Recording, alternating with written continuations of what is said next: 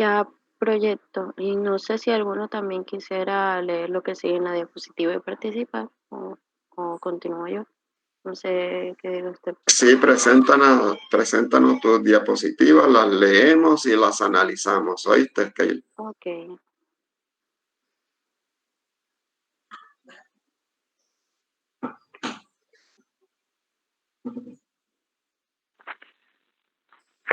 Dos, determinación de la estructura de los activos.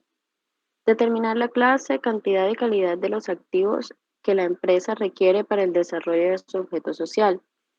Además, debe controlar de forma permanente la inversión del activo corriente. El financista debe saber cuándo adquirir, reemplazar o retirar activos. Listo, ¿qué análisis haces ahí, Keila? O otro Pues, compañero. Le pregunto a Keila, pero cuando digo Keila, no debí decir Keila, sino cualquiera de ustedes. Te escuchamos. En este caso, Keila que iba a hablar.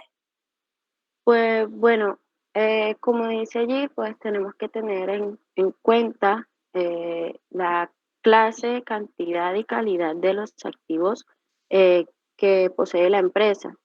Eh, por el mismo motivo que usted dijo anteriormente, eh, y tanto para el desarrollo de la empresa, porque claramente toda empresa necesita sus activos para realizar su actividad económica.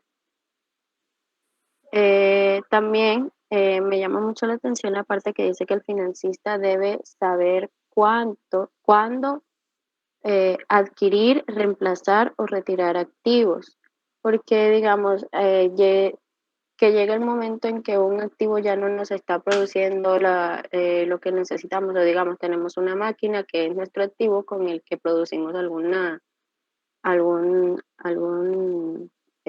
elemento, algún producto. Y pues que ya esa máquina esté vieja o esté dañada y pues qué vamos a hacer nosotros con esa maquinaria. Entonces, ahí es donde entra el papel del financista, eh, que es el que determina entonces si debe adquirir una nueva o reemplazar o retirarla todo. Sí, él sería quien asesoraría a la administración, indicando las razones por las cuales se debe reemplazar o adquirir o retirar un activo. Muy bien el ejemplo que estás dando, Keila. ¿Quién otro compañero quiere participar sobre ese punto? ¿Algo que agregar?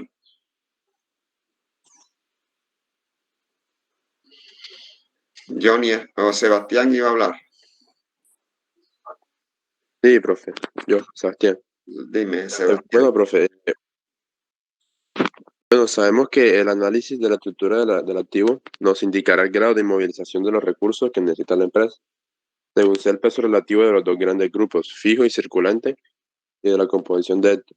Entonces, un ejemplo, a mi parecer, sería que en las empresas eléctricas, las de navegación o las telefónicas, así como las industrias en general, la inversión en las inmovilizaciones técnicas son más importantes que las empresas comerciales, supermercados y esas empresas de ese tipo, en las que los activos circulantes pues suelen ser un poco más superiores que los activos fijos. Para calcular la inmovilización, para saber la estructura del activo, sería dividir el activo fijo sobre los activos totales. Y entonces así sabemos cuál sería el ratio utilizado del activo en esa empresa, por decirlo de esa manera. Correcto, y lo podemos comparar con el sector y miramos si nos estamos alejando o no con lo que el sector maneja en activos corrientes o no corrientes de acuerdo a la misma actividad que esté realizando. Siempre nos vamos a estar comparando. Muy bien, Sebastián. ¿Quién más? Aleja iba a decir algo. Sí, señor. Profe, cuando estaba leyendo el documento me daba cuenta que la estructura que utilizaron para explicar o darnos a conocer las funciones básicas de la actividad financiera, creo que es muy importante porque una conlleva a la otra.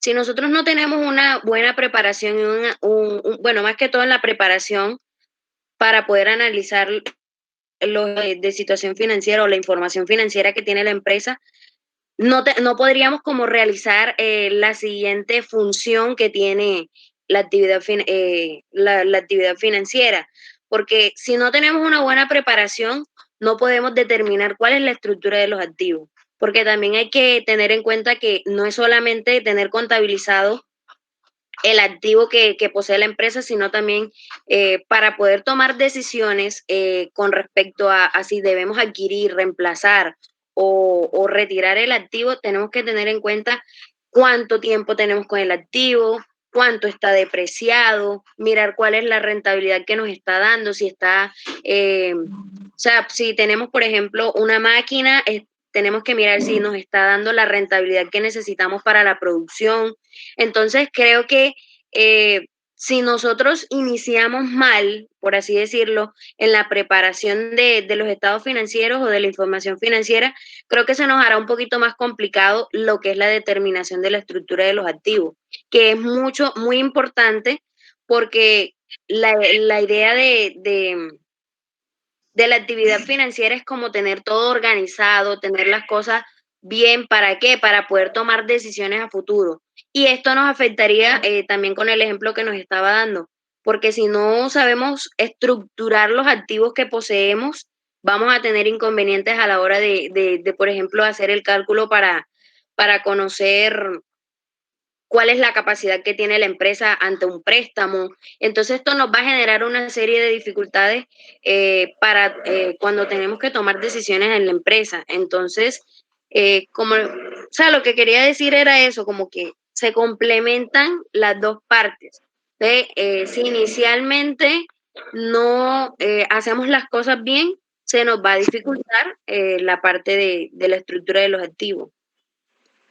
Muy bien, Aleja, eso es correcto. Cuando nosotros como analistas vamos a hacer un análisis para toma de decisiones, no miramos una parte, sino que miramos todo. Vamos a mirar es todo, lo interno y lo externo. Entonces, muy bien tu participación, Aleja. ¿Quién iba a hablar? Perdón, Francisco. Sí, profe. No, yo creo que, bueno, pero no, estoy seguro de que radica todo en que haga una correcta interpretación de esos lineamientos técnicos que son los que se utilizan para la preparación de los estados financieros. Pues debemos tener en cuenta que esa información debe brindarse de tal forma que los usuarios que estén interesados puedan comprenderla. Y otras características como son la periodicidad, pues ya sabemos que internamente las empresas deben manejar una periodicidad mensual acerca de los movimientos que se están efectuando con respecto a las finanzas y bueno, que se cumplan una serie de requisitos, una serie de cualidades que también, pues no recuerdo exactamente ahora cuáles son las cualidades que deben cumplir los estados financieros, pero repito, luego que podamos dar una correcta interpretación de los lineamientos, pues ahí se pueden presentar unos muy buenos estados financieros.